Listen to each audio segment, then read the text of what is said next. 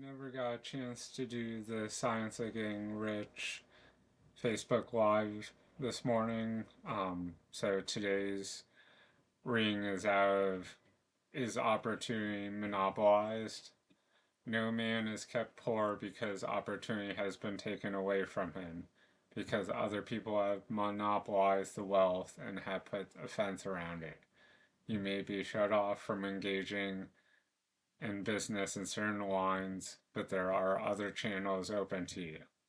Probably it would be hard for you to get control of any great railroad system that I feel it is pretty well monopolized. But the electric railway business is still in its infancy and often plenty of scope for enterprise. And it will be but a few, very, very few years until traffic and transportation through the air will become a great industry, and in all its branches will give employment to hundreds of thousands and perhaps millions of people. Why not turn your attention to the development of aerial transportation instead of competing with J.J. Hill and others for a chance in the steam railway world? Reflection. So obviously there are outdated industry references, but looking back, the last century since this book was written, we have seen exponential growth in areas considered almost magical at the time of writing. Not a year goes by when new millionaires aren't made, new industries begin booming, new inventions, products, and services become household names. Everything can be improved on. You can be the one to do the improving, and we all benefit from it. It is quite true that if you are a workman in the employ of the Steel Trust, have very little chance of becoming the owner of the plant in which you work. But it is also true that if you commence to act in a certain way, you can soon leave the employ of the Steel Trust. You can buy a farm of from 10 to 40 acres and engage in business as a producer of foodstuff.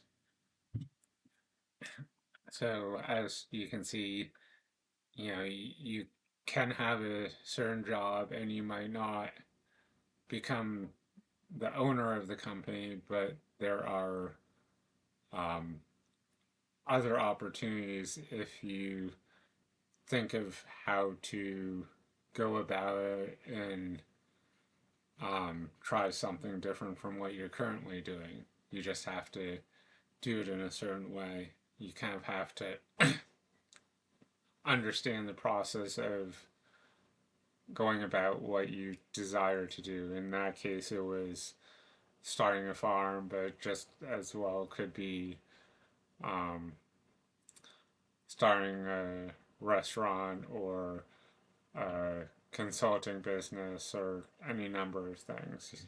You just have to know what you want and understand how to implement the plan. There is a great opportunity at the time for men who will live upon small tracts of land and cultivate the same intensive, intensively. Such men will certainly get rich. You may say that it's impossible for you to get the land, but I'm going to prove to you that it's not impossible, and you can certainly get a farm if you will go to work in a certain way. Contemplation. Today, this opportunity is alive and well online. We all own a piece of real estate on the web. It can put our message, product, and service directly into the hands of whoever we want. How did you come across this book? I can assure you it was not by accident. It was by my specific design and strategy. So, not only can you have a physical brick and mortar business, but you can use the internet for kind of like real estate online Um, you know, your social media accounts can help create an audience and help you sell to people, whether it's consulting, one-on-one coaching, or if you have a specific product. So, um, if you had a brand, you could um, have a shirt with your um, brand, logo on it. This happens to be a Nike, but it could be insert brand here. Whatever it happens to be. At different periods, the tide of opportunity set in different directions according to the need of the whole and the particular stage of social evolution which has been reached. At present in America is setting towards agriculture and the allied industries and professions. Today, the opportunity is open before the factory worker in his line. It is open before the business man who supplies the farmer more than before the one who supplies the factory worker, and before the professional man who waits upon the farmer more than before the one who serves the working class. There is abundance of opportunity for the man who will go with the tide instead of trying to swim against it. So the factory workers, either as individuals or a class, are not deprived of opportunity. The workers are not being kept down by their masters. They are not being ground by the trust and combination of capital. As a class, they are where they are because they do not do things in a certain way. And I would kind of add on, in addition to not doing things in a certain way, some people might not get further than where they are because they're kind of blind to how to um, go after these opportunities. They don't understand how, or even might not be aware of the opportunities, even though they appear to be right in front of them. If the workers of America should choose to do so, they could follow the example of their brothers in Belgium and other countries and establish great department stores and cooperative industries. They could elect men of their own class to office and pass laws favoring the development of such cooperative industries. And in a few years, they could take peaceful possession of the industrial field. Reflection. Needless to say, this hasn't happened on any major scale at this point. However, it has happened for countless people and families on an individual basis. Those who took this information to heart and followed through have been able to lift themselves from poverty and mediocrity and create the abundance they desired. Um, so poverty is obviously one end of the spectrum, and abundance is the other end of the spectrum. And if you grew up in poverty, you're likely to stay in poverty unless you um, study abundance and wealth and kind of continue to learn about it and take action towards what you're learning and you know do something.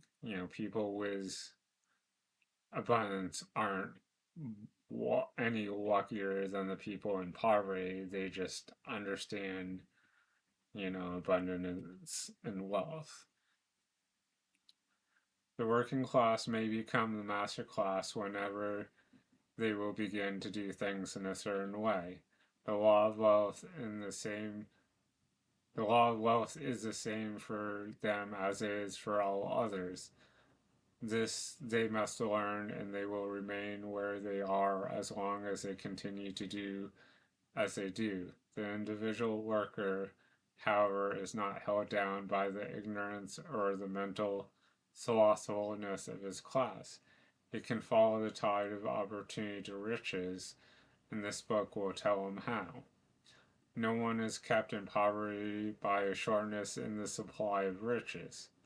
There is more than enough for all. A place as large as the Capitol at the Washington might be built for every family on earth from the building materials in the United States alone, and under intensive cultivation, this country would produce wool, cotton, linen, and silk enough to clothe each person in the world, finer than Solomon was arrayed in his glory, together with food enough to feed them all luxuriously.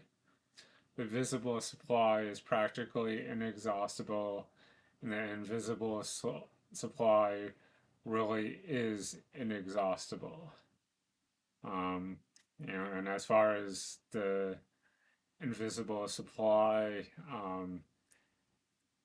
a lot of places in this book kind of refer to like a creator of the universe or a god or a higher power or something. It's just um, not always specifically called out.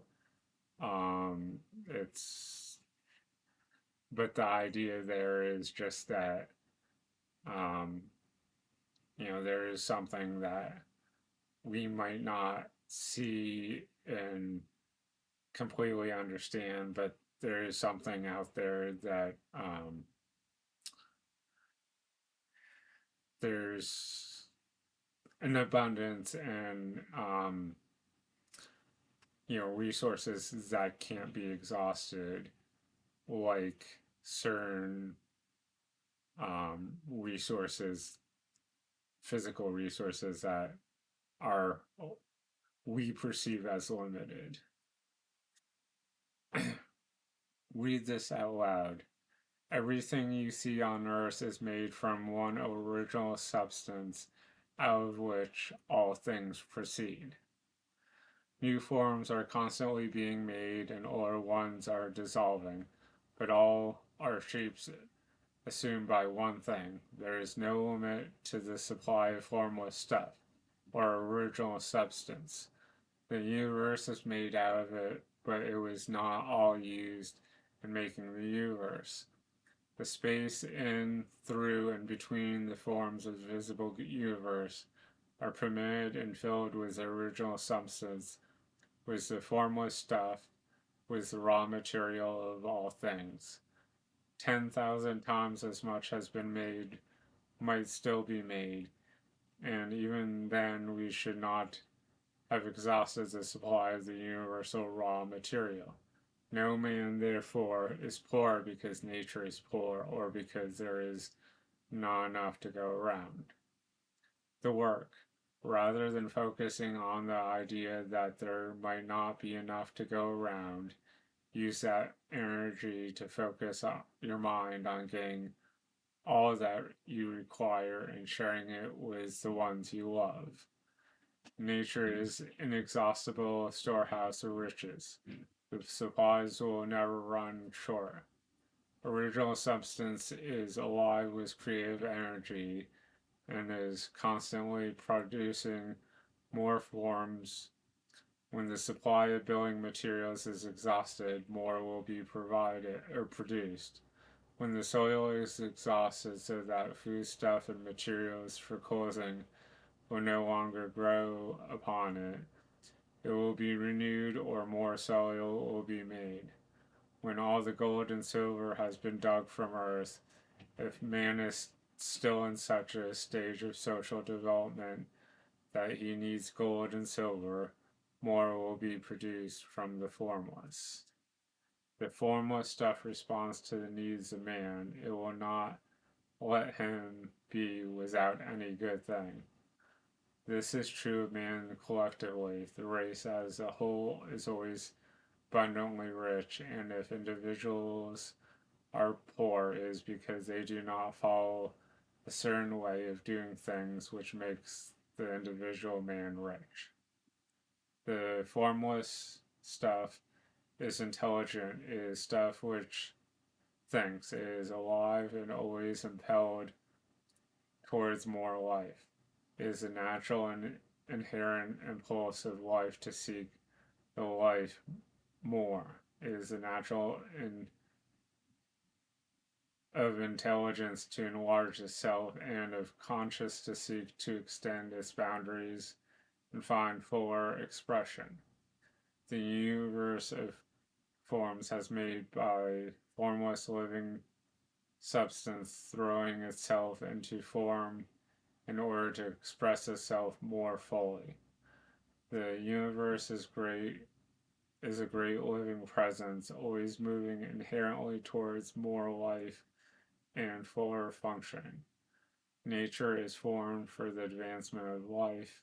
It is its impelling motive is the increase of life. For this cause, everything which can possibly minister to life is bountifully provided. There can be no lack unless God is to contradict himself and nullify his own works. Meditation. The best example of this is babies. They are created, people choose to create new life, and new life grows, a fact no one can deny. Riches work the same way. All that is required is a seed, and the seed is your thought, watered with your belief, nourished with the sunshine of your actions. You are not poor by lack in the supply of riches. It is a fact which I shall demonstrate a little further on, that even the resources of the formless supply are at the command of the man or woman will act and think in a certain way.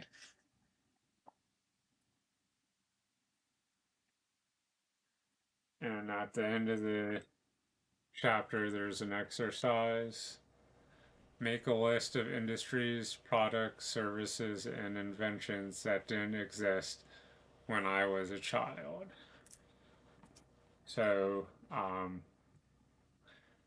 that exercise is kind of meant to get you thinking of um, what opportunities you have that might not have been available when you were a child, and kind of help you think about, okay, not everything has been invented yet, so what could you um, invent as a product or service that um, you could start a business if you so chose.